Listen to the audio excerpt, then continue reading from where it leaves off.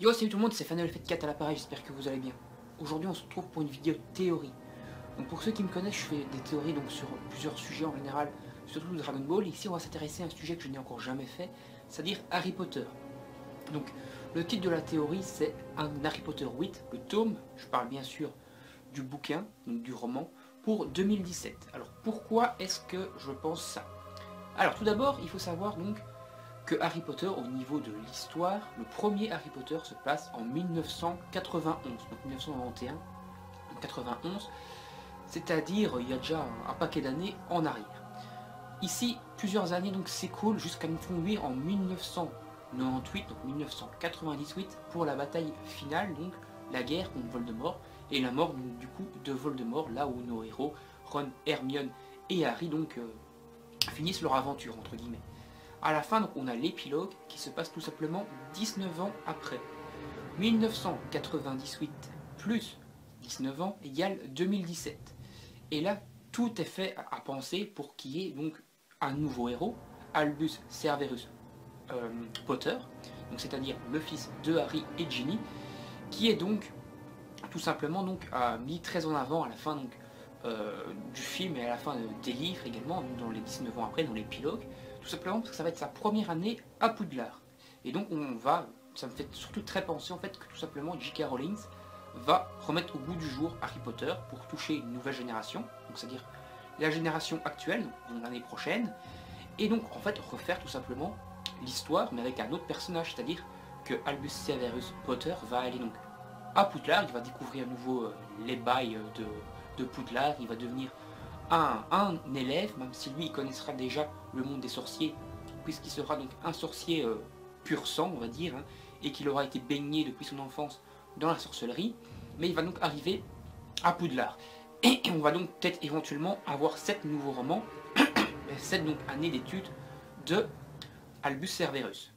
Alors, il pourrait déjà avoir entre guillemets un rival, un peu comme Harry avait Drago Malfoy. Ici, son rival serait tout simplement le fils de Drago, parce qu'on sait également donc, que Drago envoie donc, son piston, je crois que c'est Scorpianus ou un truc comme ça.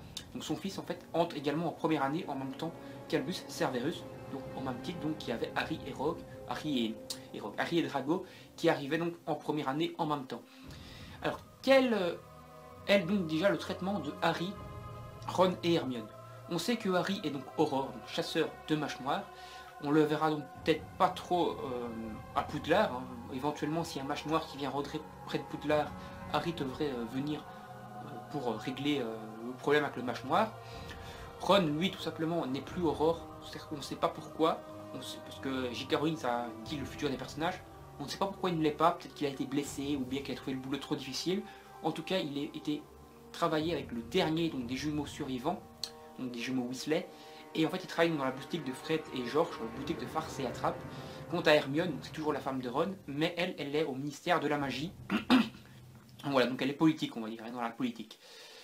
Et donc ils ont également des enfants qui se retrouvent également donc à Poudlard et qui auront donc peut-être des incidences et qui sont certainement amis avec Albus Severus donc dans Poudlard. On ne sait pas si Albus se retrouvera à Serpentard ou à Gryffondor. Je penserais plutôt pour un Serpentard cette fois, ça ferait un truc assez original avec un personnage principal qui serait cette fois de Serpentard. Et éventuellement, pourquoi pas, est-ce que le fils de Drago ne se retrouverait pas à Gryffondor? Ça pourrait être vraiment tout à fait tranché avec l'œuvre principale. Alors, quel ennemi on pourrait éventuellement avoir dans l'œuvre? Quel ennemi principal, peut-être pas aussi dangereux ou aussi charismatique que Voldemort, mais quel ennemi on pourrait avoir? Alors, on pourrait tout simplement avoir Drago comme mâche noire dangereux pour l'équilibre des sorciers. Pourquoi est-ce que je dis ça? On sait maintenant que Lucius Lucius, donc le père de Drago, et sa femme, sont maintenant vraiment considérés comme des mâches noires et des renégats.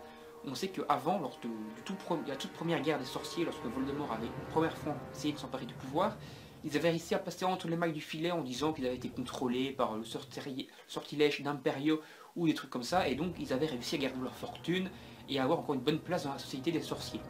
Ici maintenant, on est sûr à 200% que c'est des gros enfoirés. Donc je pense que la famille Malfoy a perdu toute leur richesse, ils ont perdu leur manoir, ils doivent avoir eu des grosses amendes. Les parents de Malfoy sont certainement en tôle, donc Malfoy doit quand même avoir mûri et avoir changé complètement son fusil d'épaule. Mais à la fin il changeait, il se disait peut-être c'est pas bien de faire le mal et tout, il a hésité à tuer Dumbledore, finalement il a un peu hésité à tuer Harry et tout, il est devenu à peu près positif entre guillemets sur la fin de l'œuvre, mais ici il doit avoir ruminé pendant 19 ans sa défaite, le fait que toute sa famille a été au final rabaissée plus bas de terre à cause de Harry, donc il a une très bonne chance que Drago devienne vraiment sombre au final. C'est pas un sorcier mauvais, Drago, il est bien plus faible au niveau de la magie et tout ça que Harry. On voit au final qu'il perd à chaque fois lorsqu'ils se combattent en duel hein, depuis le début.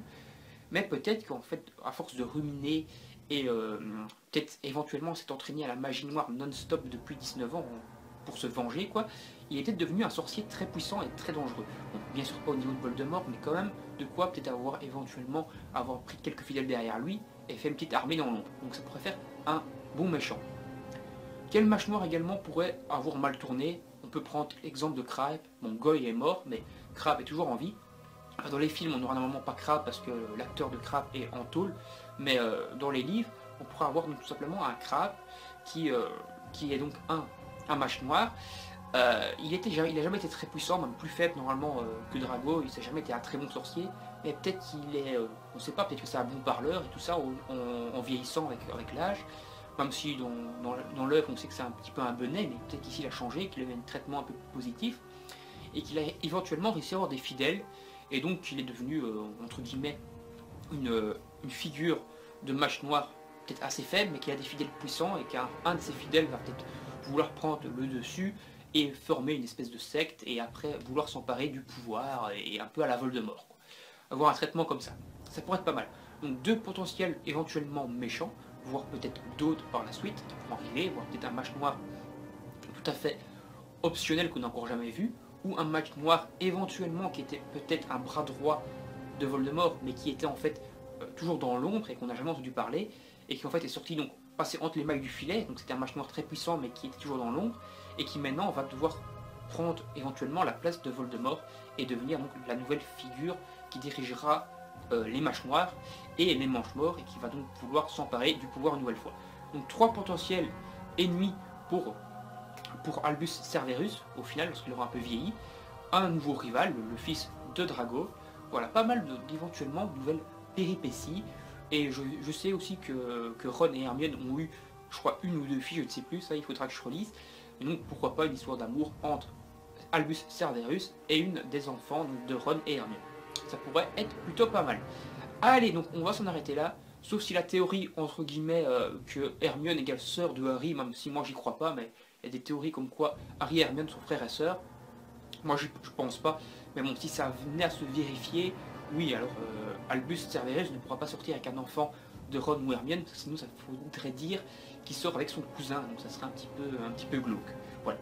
Bon allez, on va s'en arrêter là, donc j'espère que la vidéo vous a plu, n'hésitez pas à donner votre avis dans les commentaires sur ma vidéo, sur ma théorie, et à débattre avec moi et à donner votre propre théorie. On débattra ensemble dans les commentaires, et vous pourrez également nous débattre avec les autres personnes éventuellement qui laisseront des commentaires.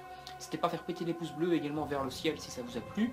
Partagez la vidéo sur vos réseaux sociaux, et dans ma page Facebook se trouve ma page Facebook, dans la description de la vidéo se trouve ma page Facebook et Twitter, n'hésitez pas à aller les suivre.